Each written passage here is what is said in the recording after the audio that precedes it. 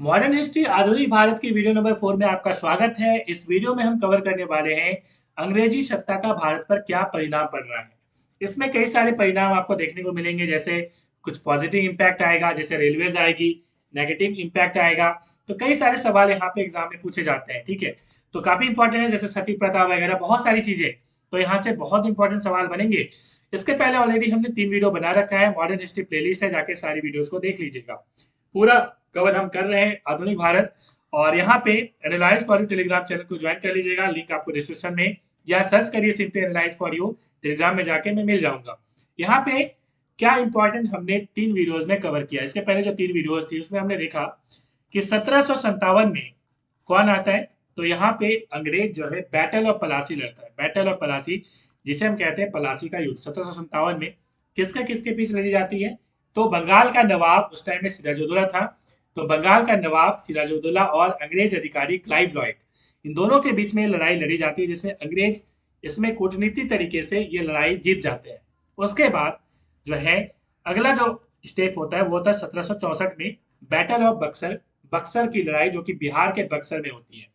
इसमें 3 लोग इकट्ठे होकर अंग्रेज के साथ लड़ते हैं। वो 3 लोग कौन कौन होते हैं।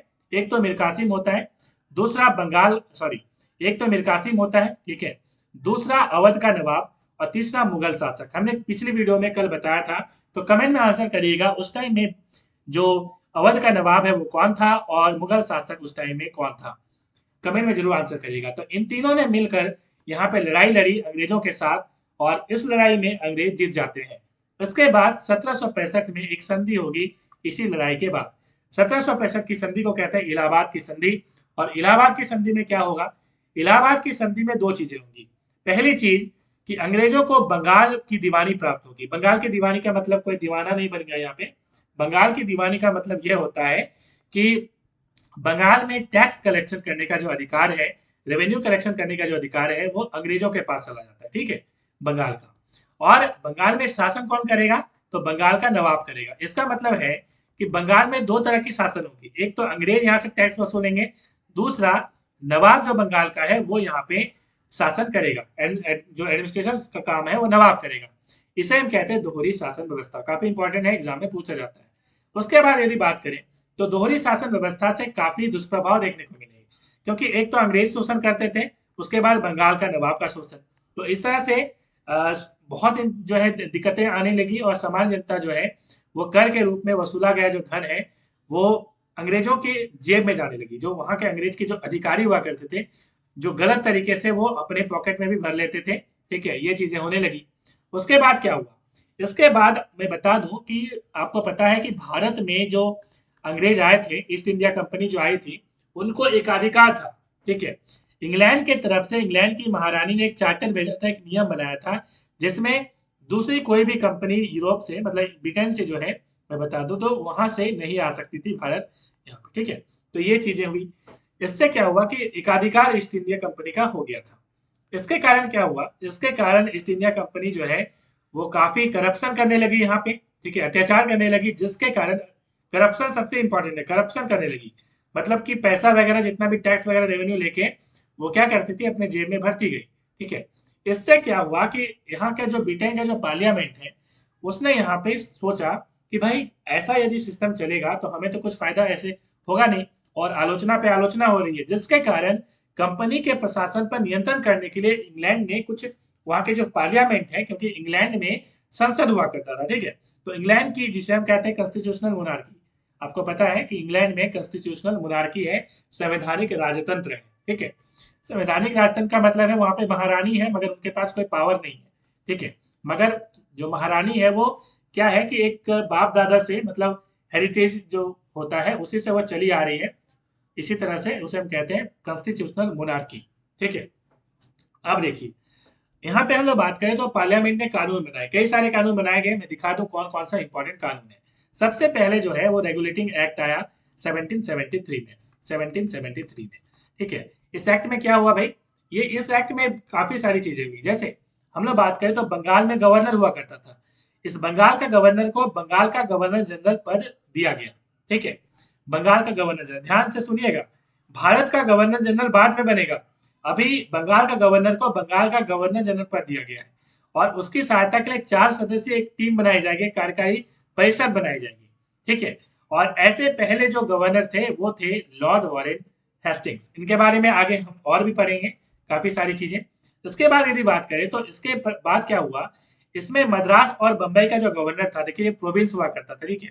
एक तो आप देख रहे हैं बंगाल वाला प्रोविंस, दूसरा यहाँ पे मद्रास और बंबई का जो प्रोविंस था उसमें गवर्नर हुआ करते थे, ठीक है। ये सारे जो गवर्नर हैं, ये जो सारे गवर्नर हैं वो बंगाल के गवर्नर के अब अधीन हो गए। पहले ये फ्री रहते थे, अपना अपना इनके पास पावर था, बट अब नहीं। अब सारी एक्टिविटीज जो है वो बंगाल के गवर्नर जनरल के अधीन वो आ गए, उन्हीं के जो है शासन पे वो चलेंगे, ठीक है। इसके बाद यदि बात करें तो अधिनियम के अंतर्गत 1774 में सवाल एग्जाम में पूछा जाता है कि एक उच्चतम न्यायालय की स्थापना की गई, ठीक है, जिसमें मुख्य न्यायाधीश और 3 अन्य न्यायाधीश थे। तो एग्जाम में ये सवाल पूछा जाता है। इसके तहत कर्मचारियों के जो है निजी जो व्यापार है, ठीक है, अब क्या किया गया कि निजी व्यापार जो है वो नहीं ले सकते थे, भारतीय लोगों से कोई उपहार रिश्वत ये सब नहीं ले सकते थे। अंग्रेज के जो अधिकारी थे, ईस्ट इंडिया कंपनी के अधिकारी थे। एक्चुअली क्या होता था कि ईस्ट इंडिया कंपनी के अधिकारी यहाँ पे अलग से बिजनेस भी चलाते थे, अलग अपना जो है अपना बिजनेस, ठीक है, कंपनी का बिजनेस तो है ही, अपना बिजनेस भी स्टार्ट कर दिए थे। और यहाँ पे जो है करप्शन वगैरह जो है लेते थे, मतलब कि ब्राइब वगैरह लेते थे, जिसके कारण ये जो है बंद कर दिया गया। इसके बाद ब्रिटिश सरकार का जो है कोर्ट ऑफ डायरेक्टर के माध्यम से कंपनी पर पूरा नियंत्रण जो है सशक्त हो गया, ठीक है। और इसका जितना भी टैक्स वगैरह जितना भी लेना है, सैन्य मामलों की जानकारी, ये सारा ब्रिटिश अब गवर्नमेंट को देना पड़ता था, ब्रिटिश पार्लियामेंट को देना पड़ता था। ये जो है पहला जो एक्ट आया था रेगुलेटिंग एक्ट, उसके तहत ये चीजें की गई। उसके बाद यदि बात करें हम लोग तो पिट इंडिया एक्ट जिसे 1784 में आया था, पिट्स इंडिया एक्ट काफी इंपॉर्टेंट है। इसमें क्या हुआ था, 1784 में जो पिट का जो है कानून भारत में आया, भारत के प्रशासन पर पार्लियामेंट अपना नियंत्रण रख सके इसके लिए स्थायी रूप से नियामक मंडल का गठन यहाँ पे किया गया। और इस मंडल को भारतीय प्रशासन से संबंधित आदेश कंपनी को देने का अधिकार बनाया गया। मतलब एक मंडल बनाया गया, एक टीम बनाई गई और ये आदेश दे सकती थी कंपनी को, भाई ये करना है वो करना है, इस तरह से। इस प्रकार कंपनी के भारतीय प्रशासन पर अंग्रेजी शासन का अप्रत्यक्ष नियंत्रण हो गया। मतलब अब क्या हो गया, यही ऑर्डर देती थी, इसका मतलब है कि अब जो है जो भारतीय प्रशासन पर अब अधिकार उनका हो गया। उसके बाद यदि बात करें तो अंग्रेजी सत्ता के पीछे पीछे नई प्रशासकीय जो व्यवस्था है वो भारत में प्रचलित हुई। और प्रशासकीय जो व्यवस्था है जैसे सेवाएं, सेना है, पुलिस विभाग है, न्याय व्यवस्था है, इस तरह से अलग अलग यहाँ पे चीजें धीरे धीरे डेवलप होने लगी ये पिट्स इंडिया एक्ट के बाद। इसके बाद ये बात करें तो 1833 का चार्टर अधिनियम आया और इसमें क्या है देखिए, इसने बंगाल के गवर्नर जनरल को भारत का गवर्नर जनरल बना दिया। देखिए बंगाल कितना ज्यादा फेमस उस टाइम में होता था, ठीक है। तो बंगाल का जो गवर्नर जनरल था उसे भारत का गवर्नर जनरल बना दिया। तो सवाल एग्जाम में पूछा जाता है कि भारत का गवर्नर जनरल जो है वो कब किस एक्ट के तहत बनाया गया, तो 1833 का चार्टर अधिनियम के तहत बनाया गया। और इस तरह के जो पहला गवर्नर जनरल थे वो थे लॉर्ड विलियम बेंटिक, एग्जाम में आता है तो याद रखिएगा। इसके बाद यदि बात करें तो इसने मद्रास और बंबई के गवर्नरों को विधायिका संबंधित शक्ति से वंचित कर दिया। अब जो विधायिका वाले जो पावर है वो भी ये खत्म कर दिया गया, ठीक है। पहले थोड़े बहुत पावर थे भी, बट अब तो विधायिका वाले जो है कानून बनाने का जो अधिकार जिसे हम कहते हैं वो खत्म कर दिया गया मद्रास और बंबई के गवर्नरों के लिए, ठीक है। भारत के गवर्नर जनरल पर को पूरा पावर दिया गया, पूरा ब्रिटिश का, मतलब कोई भी लॉ बनाना है यही बनाएंगे, ठीक है, इस तरह से। आगे हम लोग बात करें तो ईस्ट इंडिया कंपनी के एक व्यापारिक निकाय के रूप में जाने वाली गतिविधियों को समाप्त कर दिया गया। अब क्या है, अब व्यापार वाला जो गतिविधि है वो ईस्ट इंडिया कंपनी का खत्म हो गया। अब इसने एडमिनिस्ट्रेशन जो है वो चलाना स्टार्ट किया, प्रशासनिक ये अब निकाय बन गया, ठीक है। उसके बाद यदि बात करें तो चार्टर एक्ट 1833 ने सिविल सेवकों के चयन के लिए प्रतियोगिता का आयोजन शुरू करने का प्रयास किया। इसमें कहा गया कि कंपनी में भारतीयों को किसी पर, देखिए अब जो हम लोग आज देखते हैं यूपीएससी वगैरह, यह स्टार्ट करने की कोशिश की गई, मगर मैं बता दूं कोशिश की गई मगर पॉसिबल नहीं हो पाया। क्यों? क्योंकि इसमें कोर्ट ऑफ डायरेक्टर ने विरोध किया, जिसके कारण इस प्रावधान को खत्म कर दिया गया। तो एग्जाम में सवाल पूछता है यूपीएससी जो है वो कैसे आया, तो एक्चुअल में 1833 में इसकी नींव रखी गई, बट उससे आया नहीं, ठीक है। आगे हम बात करेंगे इससे संबंधित क्या सवाल एग्जाम में पूछे जाएंगे, ठीक है। 1853 का चार्टर अधिनियम है। अब इसमें क्या है देखिए, तो 1793 से 1853 के बीच ये लास्ट होगा। मतलब देखिए 1853 के बाद 1857 में क्रांति हो गई, जिसके बाद जो है जो इंग्लैंड की महारानी है वो घोषणा पत्र जारी करेगी और ईस्ट इंडिया कंपनी का जो अधिकार था यहाँ पे जो शासन चला रहे थे उसे समाप्त कर दिया जाएगा। अब जो है सीधे सीधे जो है ब्रिटेन पार्लियामेंट यहाँ पे शासन करेगी 1857 के बाद, 1857 की क्रांति के बाद। ठीक है, इसीलिए यदि हम लोग बात करें तो ब्रिटिश संसद द्वारा जो चार्टर अधिनियम बनाई गई थी, इसमें 1853 सबसे लास्ट था, इसके बाद चार्टर अधिनियम नहीं आया। ठीक है, इसके बाद आपको अलग अलग तरह के अधिनियम दिखेंगे, भारत शासन अधिनियम इस तरह से आपको देखने को मिलेंगे। ठीक है, तो काफी इंपॉर्टेंट है। इसमें क्या हुआ, जैसा कि हमने कहा कि यूपीएससी टाइप की जो एग्जाम होती है, ठीक है, सिविल सर्विसेज एग्जाम, वो यहाँ से स्टार्ट हुई। ठीक है, यहाँ पे एग्जाम में सवाल ये पूछा जाता है। इसके लिए क्या हुआ कि 1854 में मैकाले समिति की नियुक्ति की गई। ये काफी इंपॉर्टेंट है। लॉर्ड मैकाले आपको पता है कि आधुनिक पश्चिमी जो सभ्यता है, पश्चिमी जो संस्कृति, जो पढ़ाई लिखाई है, ठीक है, वेस्टर्न जो पढ़ाई है, वो भारत में इम्प्लीमेंट करने का काम जो है वो मैकाले ने किया था, आपको पता है। मैकाले के बारे में और भी मैं बताऊंगा, उसको भी ध्यान में सुनिएगा, आगे इसी वीडियो के आपको पता लगेगा। इसने प्रथम बार क्या किया, तो केंद्रीय विधान परिषद में स्थानीय जो प्रतिनिधित्व है वो प्रारंभ किया। तो ये भी एग्जाम में सवाल पूछा जाता है, इसको भी दिमाग में रखिएगा।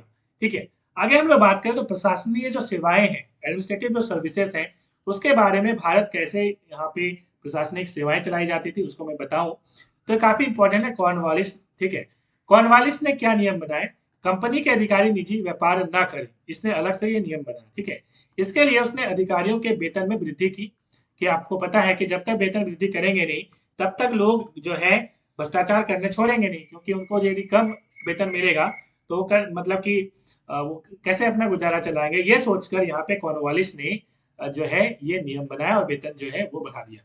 इसके बाद यदि बात करें तो प्रशासन की सुविधा की दृष्टि से अंग्रेजों के अधीनस्थ जो प्रदेश थे उनको विभिन्न जिलों में बांट दिया गया, और जिले के जो हेड होते थे उनको जिलाधिकारी या कलेक्टर जिसे कहते हैं, आज बोलते हैं ना कलेक्टर कलेक्टर, तो एक्चुअल में ये कलेक्टर का काम क्या होता था, राजस्व इकट्ठा करना होता था, न्याय प्रदान करना होता था। ठीक है, और कानून व्यवस्था को बनाए रखना होता था। और जैसा कि हमने बोला कि आईसीएस की जो परीक्षा है, इस पर अधिकारियों की नियुक्ति इसमें होने लगी, कलेक्टर वगैरह की जो नियुक्ति होती थी इसी पे ये होना स्टार्ट हो गया।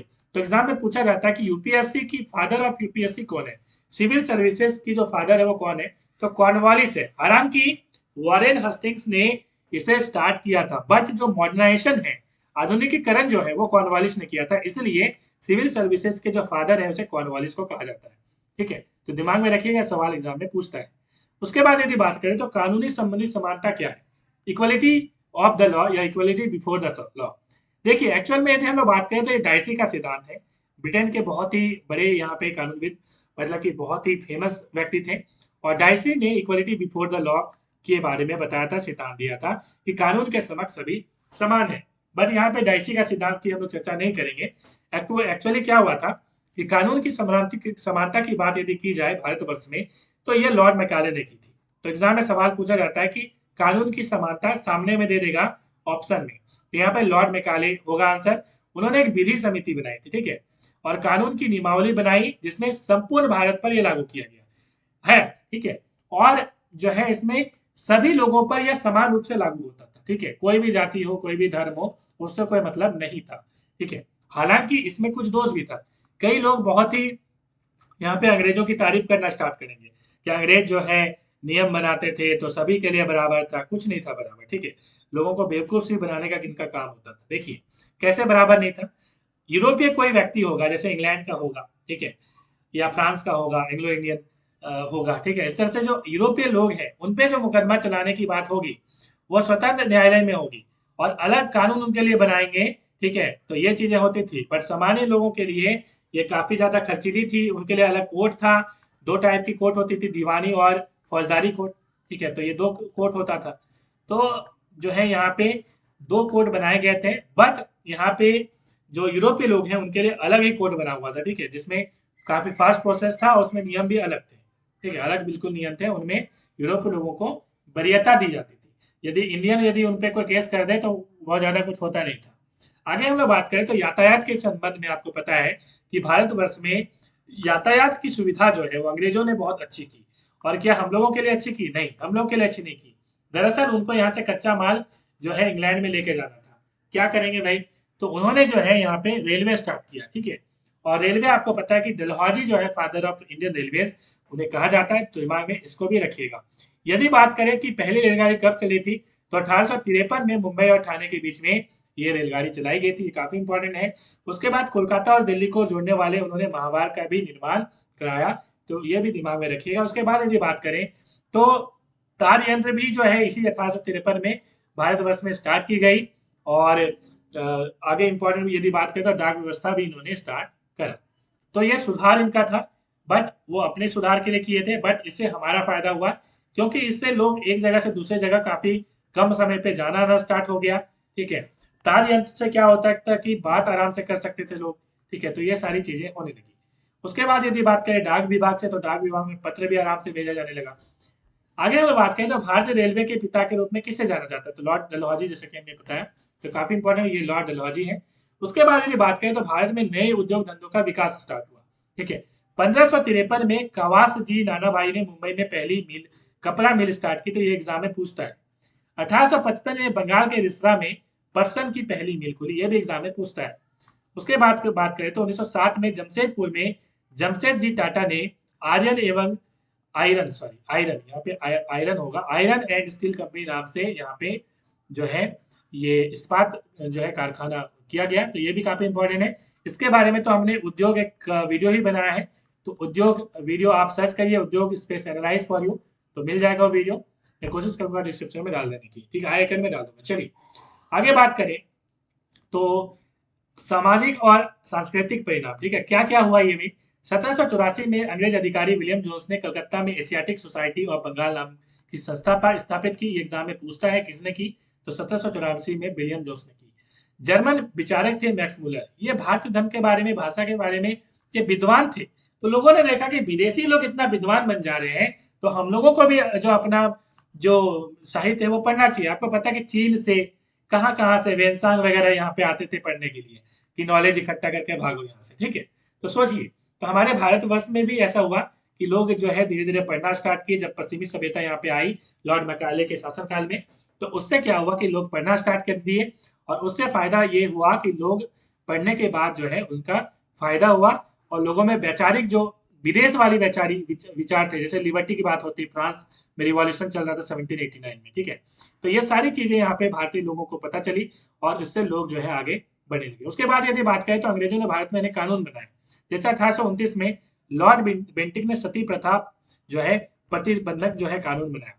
उसके बाद यदि बात करें 1856 में लॉर्ड डलहौजी ने विधवा पुनर्विवाह जो है वो मान्यता वाला कानून बनाया। तो एग्जाम में पूछता है सती प्रथा का जो है किसने बनाया, तो ये लॉर्ड 1829 में किसने बनाया, तो 1829 में लॉर्ड यहाँ पे लॉर्ड विलियम बेंटिक ने बनाया।